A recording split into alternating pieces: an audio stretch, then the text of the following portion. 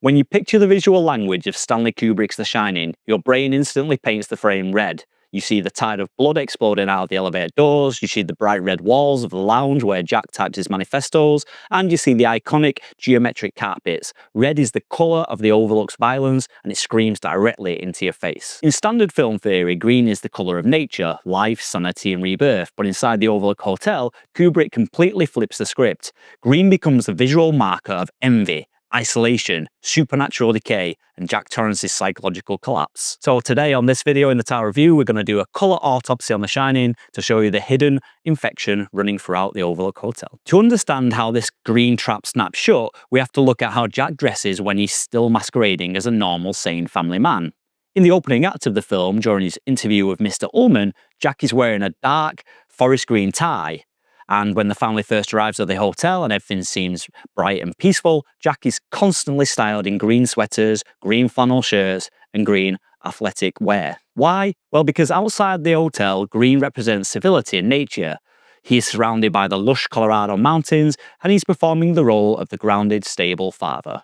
But notice what happens to the landscape throughout the film. As autumn fades and a massive winter snowstorm locks them inside, the vibrant green of the outdoor world is completely choked out by a blinding, aggressive white. The family is cut off from reality, and the moment Jack sits down at that typewriter and his sanity begins to curdle, well, the green clothing disappears. He completely sheds his civil green skin and switches to that infamous maroon red corduroy jacket.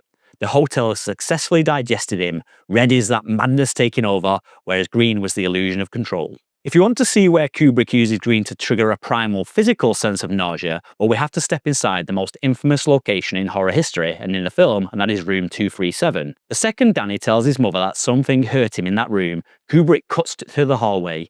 Look at the carpet outside room 237. It's completely unique to this one wing of the hotel. It's a bizarre, fluid pattern of purple, phallic shapes surrounded by aggressive, repeating green rings. It feels unstable and completely breaks away from the rigid, sharp lines of the rest of the hotel's design. And then Jack walks through the door into the bathroom of that room. The entire space is a monochromatic explosion of mint and seafoam green. The walls, the tiles, the porcelain tub, the curtains, it's all totally overwhelming in its greenness.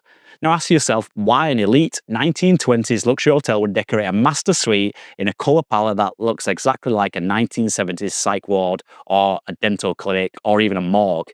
It's because Kubrick is weaponizing interior design to make you physically uncomfortable before the scare even happens. If we think about that specific clinical shade of mint green, it triggers a subconscious association with sickness and contamination and even rot. When Jack sees a beautiful young woman step out of the tub, we are already on the edge because the colour of the room tells our brain that something is profoundly diseased here. And sure enough, the second he looks into the mirror, the beautiful illusion dissolves into the green decaying corpse of an old hag. Green is the colour of the lie in this film. And finally, we have to look at the physical layout of the ultimate trap, and that's the Hedge maze. The maze is the only place where nature still seems to exist in the Overlook this far into the film, but it's not a healing nature, it's an architectural prison in a way. It's an endless, towering labyrinth of dense, dark, green walls. Think about the brilliant juxtaposition Kubrick sets up in the editing. In the middle of the film, we see Wendy and Danny happily exploring the real, vibrant green maze outside, and at this exact same time, Kubrick cuts to Jack standing inside the hotel lobby, staring down at a miniature toy model of the maze. If you haven't seen this shot, take a look back at the film. The camera slowly zooms in on the model, and suddenly, for a trick of perspective, we see Wendy and Danny walking through the center of it as if they are tiny ants under Jack's gaze. The green maze becomes a literal chessboard. It symbolizes the inescapable nature of the Overlook's trap. And in the final terrifying climax of the movie, when Jack is chasing Danny with the axe, that lush green labyrinth has been turned into a frozen midnight blue tomb. The green towards the end is representing the ancient looping curse of the hotel, an eternal circle that Jack is doomed to stay trapped in forever, frozen as a permanent fixture of the grounds. Stanley Kubrick understood that great horror isn't about cheap jump scares, it's about shifting the atmosphere so subtly that the audience feels the madness before the characters do.